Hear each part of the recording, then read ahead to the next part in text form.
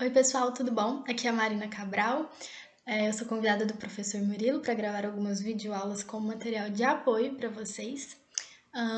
Para quem ainda não sabe, eu sou advogada, sou assessora legislativa, sou pós-graduada em processo civil e mestranda em Direito, Segurança e Justiça. É uma alegria estar aqui com vocês novamente e hoje o tema é revelia. Previsão legal está no artigo 344 e 345 do Código de Processo Civil. E vamos começar. O que é revelia? A revelia é um ato-fato processual consistente na não apresentação tempestiva da contestação. A revelia, quando o réu citado não aparece em juízo apresentando sua resposta, ou comparecendo ao processo, também não apresenta sua resposta tempestivamente.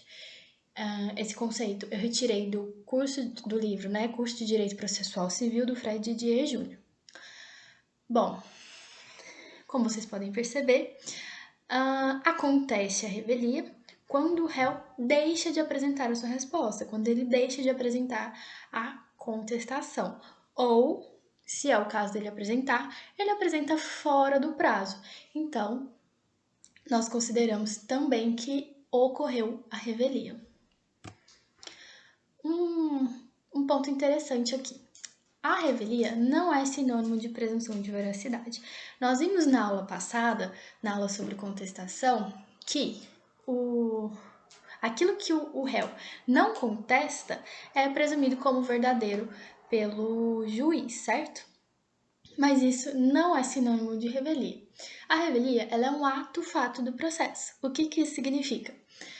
O réu não apresentou contestação ou apresentou fora do prazo, um fato. Um fato, revelia. A presunção de veracidade dos fatos narrados pelo autor é um dos efeitos da revelia. Então, ocorrendo o fato da revelia, esse fato produz efeitos jurídicos. Um deles é a presunção de veracidade. A revelia, portanto, não é um efeito jurídico. A revelia é um ato-fato do processo. Não apresentar a contestação ou apresentar fora do prazo é revelia, é um fato, certo? Então, vamos ver os efeitos que a revelia produz, os efeitos que o ato-fato processual da revelia produz. Um deles, como nós vimos, a presunção de veracidade das alegações feitas pelo autor. O outro, prazos contra réu revel que não tem advogado constituído nos autos fluem a partir da data da publicação da decisão. Pode acontecer do réu constituir advogado nos autos, ou seja, o advogado junta a procuração nos autos, mas não apresenta contestação. Isso é perfeitamente possível.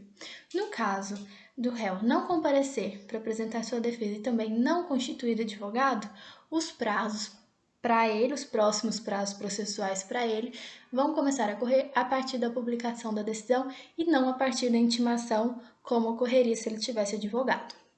Outro efeito, preclusão do poder de alegar matérias de defesa, com exceção das trazidas pelo 342. O que isso significa?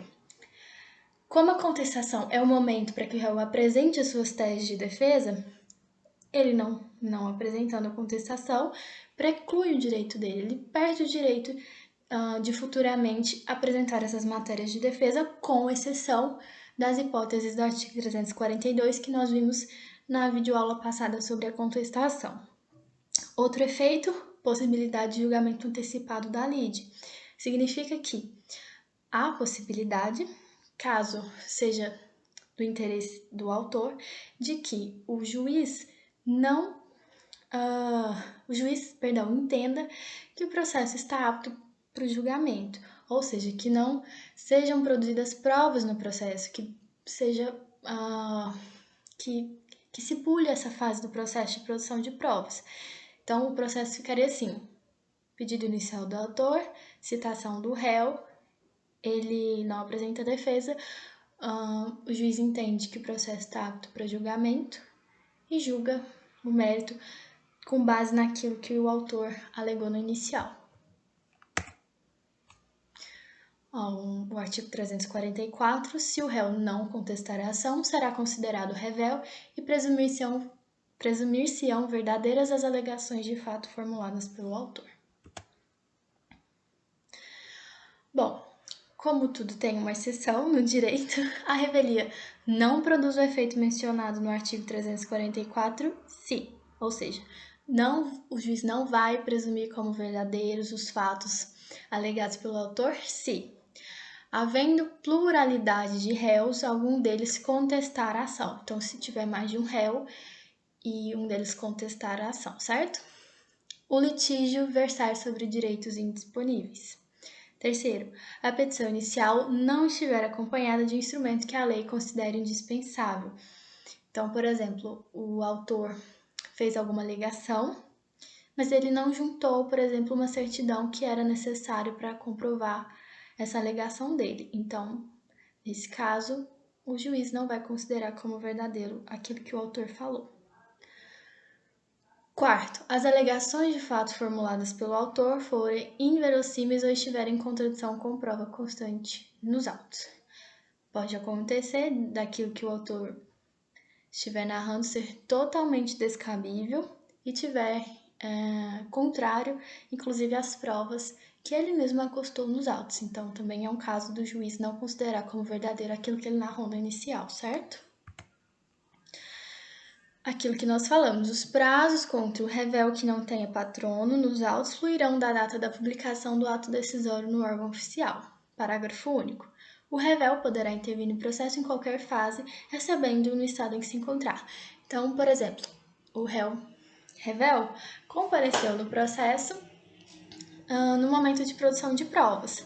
A partir daquele momento, ele pode praticar todos os atos processuais seguintes. Ele só não vai poder apresentar, por exemplo, a contestação porque ele perdeu o prazo, certo? Então, ele pode comparecer no processo depois, mas ele vai poder praticar os atos processuais daquele momento em que ele entrou.